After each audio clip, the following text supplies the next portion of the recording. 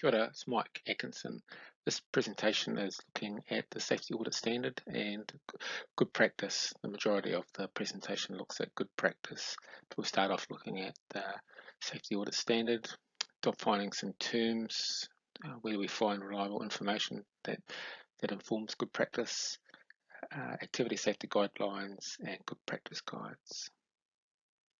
So working our way down the framework here. So we've looked at the Health and Safety at Work Act, we've looked at the Adventure Activity Regulations and how they've come about. We're looking at the Safety Audit Standard here for adventure activities and ASGs or Activity Safety Guidelines. That's the focus of the presentation is around here.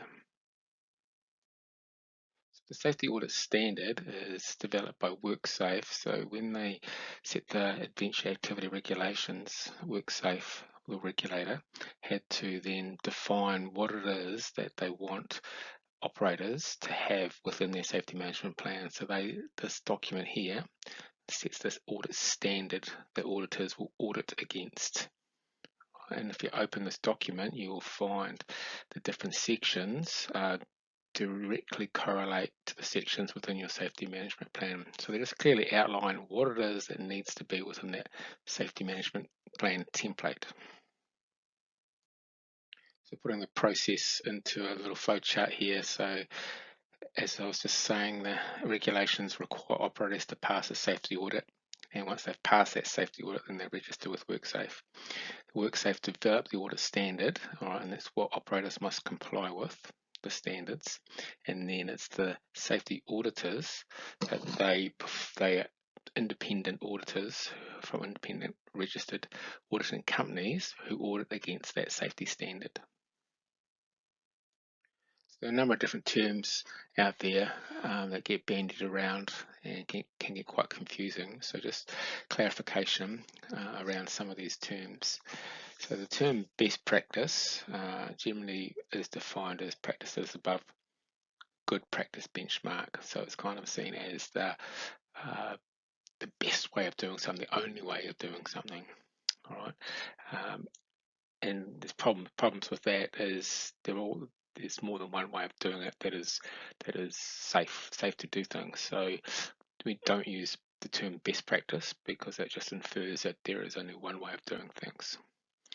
Accepted practice is again a little bit misleading, and generally that it's a way of doing something that is accepted by a small group of people, and that might be within an organisation or within a part of the country or a region, and so that might be okay for there, but that might be above or below what is generically seen as a minimum good practice. So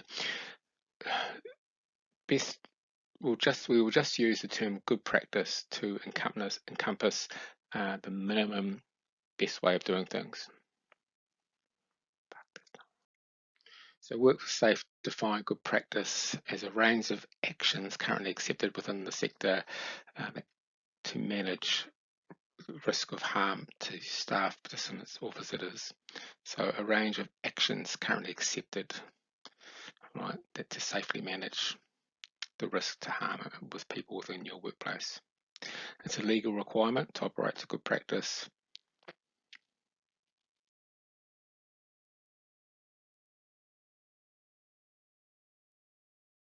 So the Support Adventure website is probably the go-to website to find out sort of most contemporary information out there and finding out about good practice and what it is and how to go about finding out that information.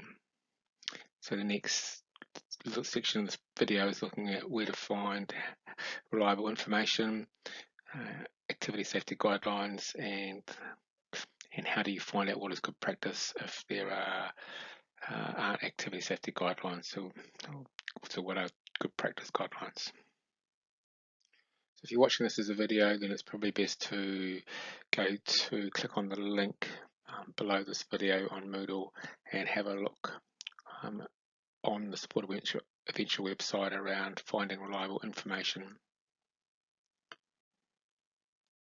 So So the key document to look at under Reliable Information tab on Supported Venture website is this Venture Activities, a guide to good practice sources, and outlines two key tables. Table 1 is the venture activities with ASGs, so activity safety guidelines. It lists the activities there with the version number of the ASG there. And then the second table is activities without ASGs, right, which is a little bit more complex.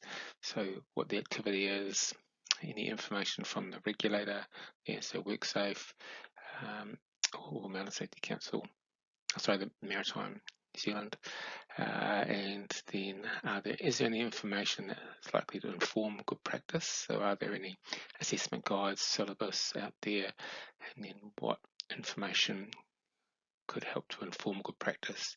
So have a look at those documents, and really useful sources of information to start with.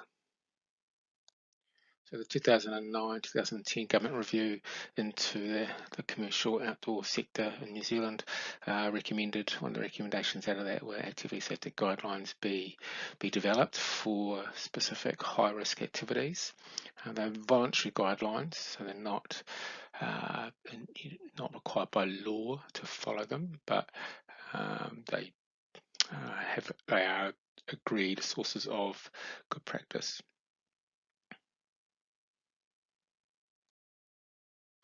So jump onto that website of Supported Venture and have a look at some of the different ASGs.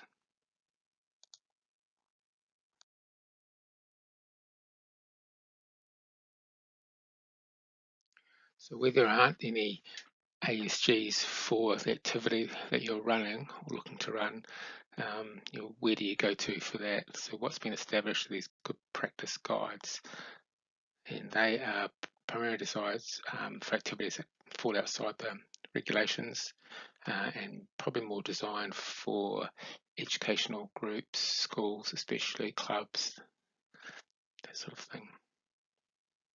And really good documents to go to make sure you're lining up with good practice. So these good practice guides are split up into two different parts. One is a general guidance for any organising activities.